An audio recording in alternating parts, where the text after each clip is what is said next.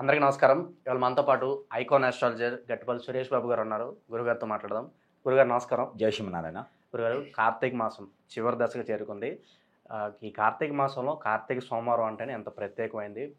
ప్రతి సోమవారం కూడా కార్తీక మాసంలో విశేషంగా పూజలు చేస్తూ ఉంటారు. కొంతమంది అన్ఫార్చునేట్లీ పూజలు చేయలేకపోవచ్చు. మరి అటువంటి వారికి ఈ చివరి కార్తీక సోమవారం రోజు ఎలాంటి పూజలు చేసుకుంటే, అలాగే ఎలాంటి రెమెడీస్ చేసుకుంటే ఆ దేవుని అనుగ్రహం పొందడానికి ఆస్కారం ఉంటుందంటారు? తప్పకుండా. అయితే అందరికీ కార్తీక మాస చివరి సోమవారం శుభాకాంక్షలు ముందుగా. అయితే ఈ చివరి వారం అనేది మనకి కార్తీక మాసంలో చివరి వారం లేదు. కార్తీక మాసం అంటేనే ప్రత్యేకత. ఈ సోమవారం అనేది ఏంటంటే శివారాధనకు కానీ, శివాలయంలో అర్చన, అలానే గోతర్నామాలు కానీ, ఏదైనా హోమాలు చేసుకోవడానికి కానీ శివునికి సంబంధించి చేసుకుంటే ఆ శివ అనుగ్రహం పొందేందుకు ఎక్కువ ఆస్కారం ఉంటుందని చెప్పేసి సోమవారం. మంగళవారం రోజున గౌరీమాత పూజ చేస్తారు. అలానే కనకదుర్గమ్మ వారికి కుంకుమార్చన చేస్తారు. అలానే బుధవారం రోజున అలా రోజువారీగా చూసుకుంటే కూడా ఒక్కొక్క రోజున ఒక్కొక్క ప్రత్యేకత ఉంటుంది. ఏది కార్తీక మాసంలో బుధవారం రోజున ప్రత్యేకించి బుధవారం, గురువారం, శుక్రవారం అయితే ఈ సత్యనారాయణ స్వామి వారి వ్రతం నోచుకుంటారు. పుణ్యం కలుగుతుందని చెప్పేసి ఎప్పటి నుంచో ఇల్లు కట్టుకోవాలి, ఇంటికి వాస్తు వాళ్ళకి అనుగ్రహం రావాలని చెప్పేసి సత్యనారాయణ స్వామి వారి వ్రతం నోచుకోవడం వలన వాళ్ళకి ఎన్నడూ లేనటువంటి ఆ సంపద, ఎన్నడూ లేనటువంటి గౌరవ ప్రఖ్యాతి కూడా వచ్చే ఆలోచన, వచ్చేటువంటి క్రియ ఉంటుంది. అలానే భార్యాభర్తల మధ్యన వెడబాటు ఉంటుంది కదా, వాళ్ళు కూడా ఈ సత్యనారాయణ స్వామి వారి వ్రతం నోచుకోవడం వల్ల, అంటే కార్తీక మాస అమావాస్య రోజు కూడా నోచుకోవచ్చు. వ్రతం నోచుకోవడానికి సత్యనారాయణ స్వామి వ్రతంకి అమావాస్య, పౌర్ణమి అనేది లేదు. 365 రోజుల సంవత్సరంలో లీఫ్ ఇయర్ 365 కూడా ఏ రోజైనా సరే సత్యనారాయణ స్వామి వ్రతం నోచుకోవచ్చు. ఒక గ్రహణం రోజు తప్పితే, ఈ సూర్యగ్రహణం, చంద్రగ్రహణం రోజు తప్పితే ఎప్పుడైనా సరే ఆ వ్రతం అనేది నోచుకోవచ్చు. మార్నింగ్ అవర్స్ మాత్రమే, నైట్ సాయం సంధి వేళలో వ్రతం నోచుకోకూడదు. వ్రతం అనేది ఇప్పుడు కూడా మార్నింగ్ సమయంలోనే, ఉదయం సమయంలోనే నోచుకోవాలి. ఈ వ్రతం నోచుకోవడం కూడా వల్ల ఆర్థిక సమస్యలు, అలానే భార్యాభర్తల మధ్యన ఎడబాటు, పిల్లలు సెటిల్ అవ్వాలన్నా, వీటన్నిటికన్నా కూడా గృహశోభ ఎవరికైనా కలగా ఉంటే వాళ్ళు కార్తీక మాసంలో కనుక వ్రతం నోచుకున్నట్లయితే, వ్రతం నోచుకొని ఒక 5 జంటలకు కానీ, లేదా మినిమం ఒక 6 పర్సన్స్ కానీ మోయిన్ కానీ భోజనాలు కానీ పెడితే కనుక ఆ ఒక ప్రతిఫలం అనేది ఖచ్చితంగా వాళ్ళకి వస్తుందని ఒక నమ్మకంతో కొంతమందికి ప్రాంతీయ ఆచారంగా, కొంతమంది ఇంటి ఆచారంగా కూడా ఈ సత్యనారాయణ స్వామి వారి వ్రతం నోచుకుంటారు. కొన్ని ప్రాంతాల్లో అయితే శ్రీ వెంకటేశ్వర స్వామి వారి వ్రతం నోచుకుంటారు. కొన్ని ప్రాంతాల్లో అయితే కూడా తులసి మాతకి మనము పెళ్లి చేసేటువంటి ఇది లోక కళ్యాణార్థం తులసి అమ్మవారికి పెళ్లి చేస్తారు. ఇవి కార్తీక మాస ప్రత్యేకతలు. అయితే మనకి చివరి సోమవారం, ఈ చివరి సోమవారం అనేది కార్తీక మాసంలో చాలా ప్రత్యేకత ఉంది. ఎందుకంటే దేవాది దేవులందరూ కూడా ఈ భూలోకంలో విహరిస్తూ, వాళ్ళు ఎలాగంటే తదాసు దేవుల రూపంతో, తదాసు దేవతలు ఎప్పుడు ఉంటారంటే మనకి ఎప్పుడు తిరుగుతూనే ఉంటారు. కానీ ఎప్పుడు సాయం సంధి వేళలో గుళ్ళో ఏదైతే ఘంటారావం చదివేటువంటి సమయం ఏది ఎప్పుడు ఉంటుంది అంటే 7:20 ఘంటారావ సమయం అంటారు దాన్ని. అంటే స్వామివారికి నైవేద్య రూపంలో ఇచ్చేటువంటిది. దానికి 2 లగ్నాల ముందు, అంటే 5:24 నుంచి కూడా ఈ తదాసు దేవతలు అనేది తిరుగుతూ ఉంటారు. ఎప్పుడు దేవాది దేవుళ్ళ రూపంలో తదాసు దేవులను తిరుగుతూ ఉంటారు. ఈ తదాసు దేవులు తిరిగినప్పుడు మనం గబక్కన అరే నీకు త్వరగా పెళ్ళవాలరా అంటే వాడు ఎంతటోడైనా సరేగా అక్కడ ఆ తదాసు దేవత తదాస్తు అంటారనుకోండి, పెళ్ళైపోతుంది. నీ అదృష్టం బాగుండి విదేశాలకు వెళ్తే బాగుండరా అనుకుంటే అనేటువంటి నోరు, అక్కడ సమయము, వాళ్ళు ఉన్నటువంటి ఆ ప్లేసు, ఆ స్థలం, అక్కడ ఉన్నటువంటి ఆ పాజిటివ్ ఉందనుకోండి, ఆ సమయంలో మనం దేవారాధనలో కానీ, అక్కడ దేవస్థానంలో కానీ, అక్కడ పరిసర ప్రాంతాల్లో పాజిటివ్ థింగ్స్గా ఉండేటువంటి ప్రదేశాల్లో ఉండేసి కనుక మనం ఏదైతే కోరుకుంటామో ఆ కోరికని నిలువెల్లా తీర్చుకునే విధంగా ఉంటుందన్నమాట. అవి వాళ్ళు పైనుండి తదాస్తు అంటారు. అంటే ప్రాసిద్ధి చెందినటువంటి ఆలయాల్లో ఇంకా ఎక్కువ ఉంటుంది. అలాగే ఇలా అంటే తిరుపతి కానివ్వండి, ఎగ్జాంపుల్ సింపుల్ తిరుపతి, కాళహస్తి, లేకపోతే శ్రీశైలం, ఇలాంటి స్థలాల్లో, ఈ స్థలాల్లో కూడా ఏంటంటే ప్రాసిద్ధి చెందినటువంటి ఆలయాలు ఉంటాయి కాబట్టి అక్కడ దేవుడు కూడా చాలా పాజిటివ్గా ఉంటాడు. అందుకని అలాంటి ఆలయాల్లో కనుక మనము ఆ సాయం సంధి వేళల్లో కనుక వెళితే, అందులో ఈ కార్తీక మాసం ఏ రోజు వెళ్ళినా కూడా అక్కడ సాయం సంధి వేళలో కూర్చొని ఏదైనా మనకు కోరికలు ఏమైనా, మరీ కోరికలు అంటే ఏదో నేను విదేశాల్లో విహరించాలి, అమెరికా ప్రెసిడెంట్ అవ్వాలి, ఇండియా ప్రెసిడెంట్ అవ్వాలని కాదు, అలా కాదు. మన జెన్యూన్ కోరికలు, నా పిల్లలు సెటిల్ అవ్వాలని కానీ, లేకపోతే నా ఆరోగ్య సమస్యలు బాగుపడాలి కానీ, నాకు ఇల్లు కావాలని కానీ, ఎప్పటి నుంచో నేను బాధపడుతున్నా నాకేమి కలిసి రావట్లేదు కానీ, గ్రహరీత్యా దోషాలు ఏమైనా ఉన్నా, రాసుల్లో గ్రహాలరీత్యా ఏదైనా ఇబ్బందులు ఉన్నా, అలానే మీకు పూర్వీకుల దోషం కానీ, కాలసర్ప దోషం కానీ ఏమైనా బాధిస్తున్నా కూడా ఈ తదాసు దేవతలు మనకి ఆ దోషాలన్నీ తొలగించేందుకు, మనం కోరిన కోరికలు వాళ్ళు తీర్చేందుకు అక్కడ ఉంటుందన్నమాట. అందుకని ఈ సాయం సంధి వేళలో దీపారాధన కూడా అందుకే చేస్తారు. ఆత్మ సాక్షిగా, ఆత్మస్వరూపంగా మనం సమర్పిస్తాం అన్నమాట. మనం సమర్పించేది స్వామివారికి ఏమి ఉండదు, అన్ని డబ్బులు ఇచ్చి కొనుక్కుంటాము, తీసుకొస్తాము, లేదా చెట్టుకు పండిన కాయో, లేకపోతే ఎక్కడో పూసిన పువ్వో అవే తీసుకొస్తాం కదా. స్వామివారికి సమర్పించేది అయ్యే. నారికేళ వంద కూడా స్వామివారికి చెట్టుకు కాసినే తీసుకొస్తాం, కానీ మనం ఆత్మస్వరూపంగా ఏం చేస్తాం ఆయనకి అంటే ఒక దీపారాధన తప్పితే ఏమీ లేదు. మనం కొబ్బరికాయలు సమర్పించినా, నిమ్మకాయలు సమర్పించినా, గారెలు సమర్పించినా, లేదో నైవేద్యాలు ఎన్ని రకాలు సమర్పించినా కూడా మనకి దీపారాజనంత నైవేద్యం అనేది ఆ స్వామివారికి ఏమీ లేదు. దీపం అంటే ఆత్మస్వరూపం. నేను మనస్ఫూర్తిగా మీకు ఆత్మస్వరూపం, నా కోరికని ఇలా తీర్చితే ఎలా తీర్చాలో మీరే చూసుకోండి అని చెప్పేసి అని తీర్చేదానికి. అందులో ఈ చివరి సోమవారం కార్తీక మాసం అనేది ఇందులో ప్రత్యేకత ఏంటంటే, ఈ నెలపాటుగా చేసేదానికి ఎవరికైనా సహకరించకపోతే ఈ సోమవారం ఏదైతే చివరి సోమవారం ఉందో, ఈ సంవత్సరం అయితే 2024 సంవత్సరంలో అయితే నవంబర్ 25వ తారీఖున దశమి రోజున ఈ కార్తీక సోమవారం చివరి వారం వస్తుంది.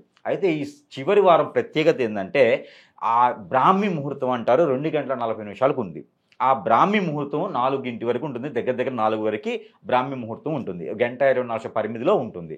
ఈ సమయంలో కనుక స్నానం ఆచరిస్తే కనుక చాలామంది ఏంటంటే, ఈ శీతాకాలం వస్తుంది, అందరికీ చలి మంచు అనేది కొంచెం విపరీతంగా ఉంది, దాన్ని సహకరించుకోవడం, దాన్ని కూడా మీరు దృష్టిలో పెట్టుకొని వాళ్ళ ఆరోగ్యరీత్యా సహకరిస్తే మాత్రము మనం ఏంటంటే వేడి నీళ్ళు అనేది స్నానం చేయకూడదు.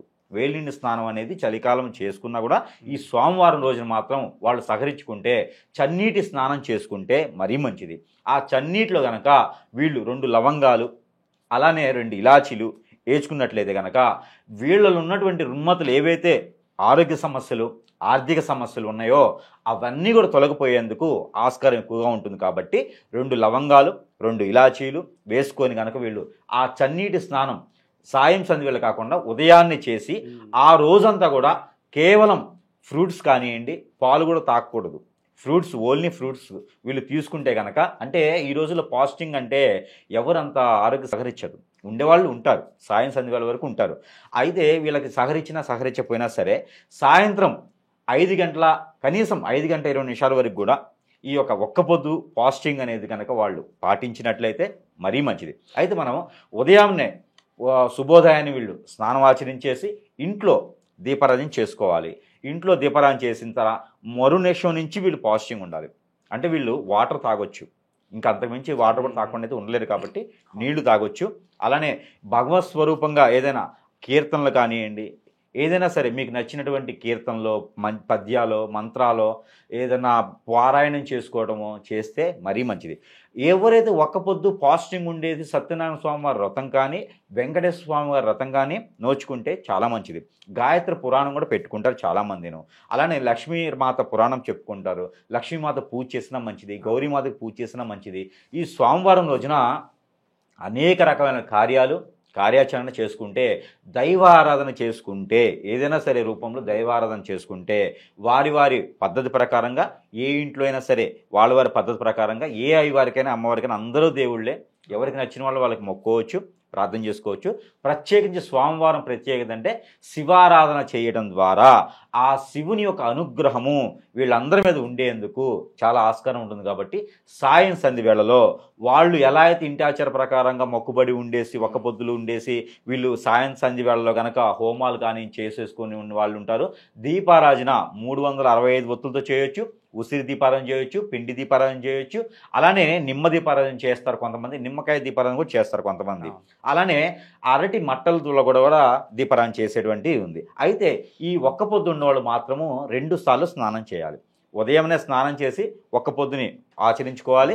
సాయం సంధి వేళ కూడా ఆ 5 గంటల తర్వాత స్నానం ఆచరించుకోవచ్చు. అంటే 4 గంటల 40 నిమిషాల తర్వాత ఎప్పుడైనా స్నానం చేయొచ్చు. ఈ స్నానం ఆచరించిన తర్వాత ఇంట్లో పూజ చేసుకోవాలి. ముందు మన దేవుని మందిరంలో పూజ చేసి దీపారాధన చేసుకొని ఆ దీపారాధన తను ఆ దేవస్థానానికి వెళ్ళేసి దీపారాధన చేయాలి.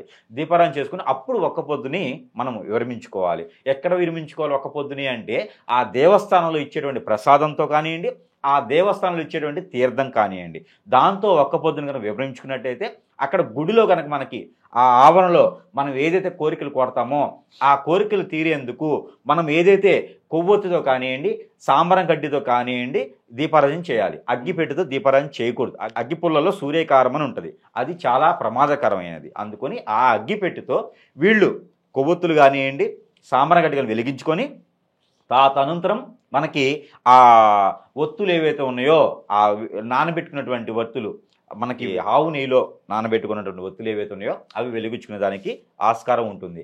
అదే రోజున వీళ్ళు కనుక ఒక్క పొద్దు ఉన్నవాళ్ళు ఇంకొక పొద్దు అంటే దీపారాధన చేసుకొని వీళ్ళు ఆ ఒక్క పొద్దు విరమించుకొని ఆ దీపారాధన చేసేటప్పుడు వీళ్ళ కోరికలు ఏమున్నాయో కోరుకుంటే కనుక ఆ తదాస్తు దేవతలు దేవుళ్ళందరూ తదాస్తు దేవతల రూపంలో వీళ్ళకి తదాస్తు అని పలికితే ఆ కోరిక తీరుతుంది అని నమ్మకం కాదు, అలా తీరిన వాళ్ళు కూడా చాలామంది ఉన్నారు.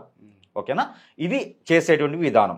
లాస్ట్ సోమవారం కాబట్టి ఎవరైనా సరే గ్రహరీత్యా బాధపడుతుంటే, పిల్లలకి ఎవరైనా పెళ్ళిళ్ళు కాకపోతే, వాళ్ళ దాంట్లో ఏదైనా పూర్వీకుల దోషం కానీ, కాలసర్ప దోషం, నాగదోషం, కుజుదోషం లాంటి వాళ్ళతో బాధపడుతున్న వాళ్ళు ఎవరైనా ఉంటే, పిల్లలు ఎవరికైనా పిల్లలు పుట్టేసి వాళ్ళలో హెల్త్ ఇష్యూస్ ఉన్నవాళ్ళు, ఆరోగ్యరీత్యా బాధపడేవాళ్ళు, బాలరిష్ట రోగాలను ఉంటాయి కొన్ని, పిల్లలు ఎదుగుదల లేకపోవటం, మైండ్ మెచ్యూర్ అవ్వకపోవటం, హార్మోన్ ఇన్బ్యాలెన్స్ ఉండటం, వీళ్ళందరికీ కూడా కొన్ని రకాలైన దానాలు ఉంటాయి.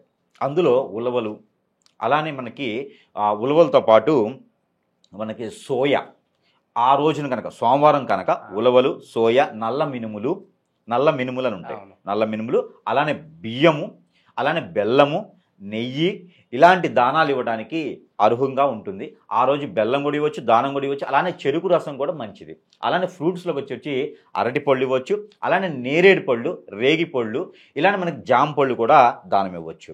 ఆ రోజు కనుక ఇలాంటి హార్మోన్ ఇంబ్యాలెన్స్ కానివ్వండి, ఇలా మనం అనుకున్నటువంటి గ్రహరీత్యా దోషాలు ఉన్న వాళ్ళు ఎవరైనా ఉంటే, ఆరోగ్య సమస్యలతో ఎవరైనా బాధపడితే వాళ్ళు కూడా ఇలాంటి దానాలు చేసుకొని వాళ్ళందరూ కూడా సుఖంగా ఉండేసి మరో సంవత్సరం నాటికి వీళ్ళ కోరికలన్నీ తీరేందుకు ఆస్కారం ఉంటుంది.